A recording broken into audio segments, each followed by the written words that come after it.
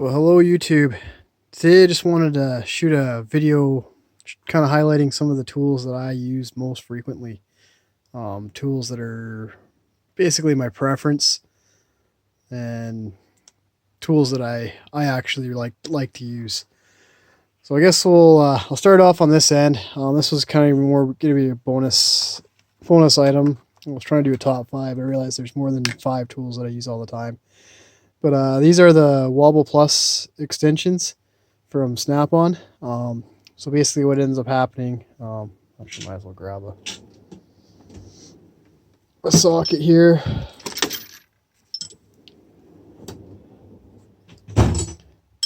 So you put your socket on, you push it on all the way, and it locks on just like a standard extension. But you pop it off one little bit, and it turns into a wobble. And just fine when you're working in some of these places, you don't have a straight on angle all the time. So that little bit of wobble makes a huge difference. I actually use it quite frequently on doing the oil change on my car. Basically, I don't have quite a straight shot, and I actually use this 11-inch extension plus the filter socket. So if you don't want to buy the whole set, these actually pop up for pretty decent sale prices, either through your franchisee, or I've actually seen them on eBay pretty cheap. I would buy this 1.5-inch extension and the 11. Those are probably my 2 most commonly used extensions. The next tool that I use quite heavily is a pair of side cutters. I think a lot of you guys like calling these dikes, but it's just never a term I've used, so I call them side cutters. These ones right here are actually a set of Mac. So they use some Knipex guys seem to like those. I haven't actually tried their cutters yet. Kind of got on my wish list, but those are still working pretty good. Haven't lost them yet. This is another tool or another set of pliers that I use quite a bit. Probably don't necessarily need them per se, but I just like them. My dealer was trying to get me to buy another tool, and he was using these as the other tools, and I actually kind of liked it. But what kind of makes these is you have 3 different places you can use on the slip joints. Just kind of give you a couple more options. But I really like using these for hose clamps when they're easy to access, the old spring style. Yeah, I don't know if you can see those teeth in there. I don't know if it'll focus for us here, but it's got some pretty good bite. And yeah, I've become quite a fan of them. I guess you can see the part number there in case you guys are interested in them. The next kind of item here, I like my Snap-on ratchets. I know they're super expensive, and you can get a lot of nice ratchets for like a fraction of the cost. But when it comes down to it, I haven't quite found one that I like that quite feels as good as the Snap-on ratchets do. And my personal preference is the non-locking flex head with the bent handle. That's kind of my go-to ratchet. I have a few different others that I use, and I've got a Texan one it's a pretty nice ratchet, especially for the price, but it's not quite the same yet. And since I already have this one, I use it all the time. But my field kit, I'll use the Texan ratchet. This is another ratchet that I quite enjoy, and basically it's a 1/4-inch bodied ratchet with a 3/8 head. So when you're working in tight places, it just works quite nice. You don't have this the size of the head isn't impeding you in any form. So it's a nice little option. So yeah, if I don't need a lot of torque, I tend to grab this one quite a bit. So we'll move on to here, just kind of going across. These right here are probably one of my biggest workhorses. This is the Snap-on Flank Drive Plus box end wrenches. Just what makes it a little different is they kind of got a little bit of extra teeth there. Typically, I'm always using the box end, but every once in a while you can't get a box ended and you got to hold it like say on a tie rod. And there's a little bit of teeth there. They do a good job of keeping you from slipping on the wrenches. Nothing worse than having a wrench slip on you on a rusted out tie rod. Sometimes even with heat and penetrating fluids, it just doesn't quite work. So any little extra advantage really helps. And basically I've got a full size, basically going from, I think I've got 6 mil all the way up to 27. The 27 is just a regular flank drive, but I probably would have bought that as someone else, but I needed a 27 that day, and that was the only option I could find, so it ended up being a Snap-on. The other tool that I use extensively is a little Streamlight Plus. I like the way it kind of fits in the hand. If you know, you can shove it in your mouth too. It's small enough and light enough. Don't really recommend putting it in your mouth, but you know, when your hands are full, you get desperate, right? And it puts out pretty good light. I try not to shine it right in the camera. It's a little bright, but it's definitely an awesome light. And yeah, you can get those fairly inexpensive. Just kind of comparison, this is the Coast. I didn't get the rechargeable type because I just, when you stick this in your shirt pocket there, or in a pocket, the rechargeable one stuck out probably another half an inch, centimeter more than this, and I didn't like that. If you know, it's kind of on the Streamlight, it's pretty much flush, and so just no stuff isn't hanging out, catching on stuff when you're trying to work in behind stuff. So just to kind of give you an idea. And yeah, I guess the other thing too is this one doesn't quite feel as nice in the fingers. It's got a nice knurling to it, but it's just a little bit too bulky.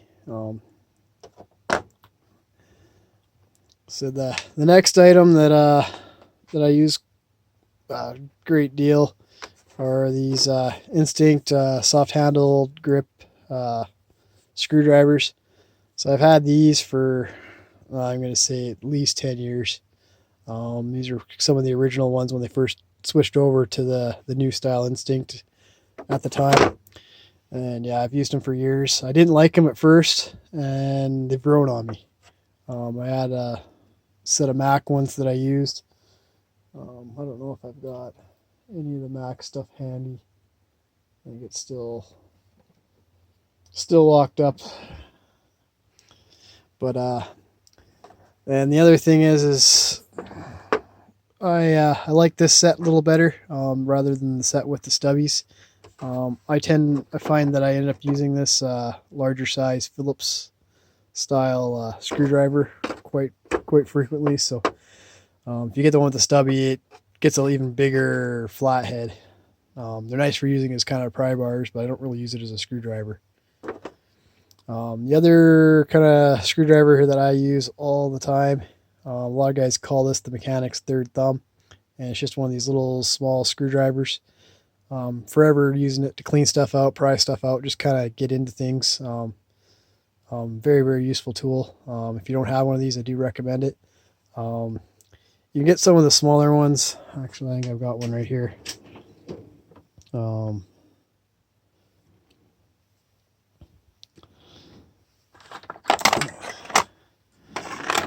This is probably more what everybody's kind of familiar with, is this style of screwdriver. I like it, but after getting a hold of one of these ones, just that little extra handle makes it a little easier to work with. And you can actually get it with or without the magnet. So depending on what you're kind of doing, if you're trying to push on it, sometimes it's nicer without that magnet. But yeah, just I really find those screwdrivers super handy. This is another tool that I use quite frequently. It's Cotter Pin Puller. You can kind of see the end's a little tweaked on it, and the bluing's kind of wore off. Forever using it for all kinds of different things. Used it for actually even radiator hoses. I like it just a little bit smaller. Gets into things a little easier than, say, your regular radiator hose pick. And pulling cotter pins. It's an absolute lifesaver, or just trying to get into crevices to clean them out. Tool that, yeah, I use quite frequently. I guess I should go back over here. 3/8 sockets. I use these all the time.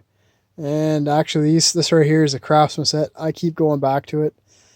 I like them. Haven't had one break on me yet. I've had a couple broken ones that I've picked up from, you know, various garage sales and whatnot, and had to warranty them that way. Unfortunately, with Craftsman being sold to Stanley and Sears going under, especially here in Canada, that's become quite a process to get stuff warranted now. But I like these old style Craftsman. I do have Snap-on, and I do use them. I guess one of the big differences is, I guess this one on the end, I don't know if we're going to see it,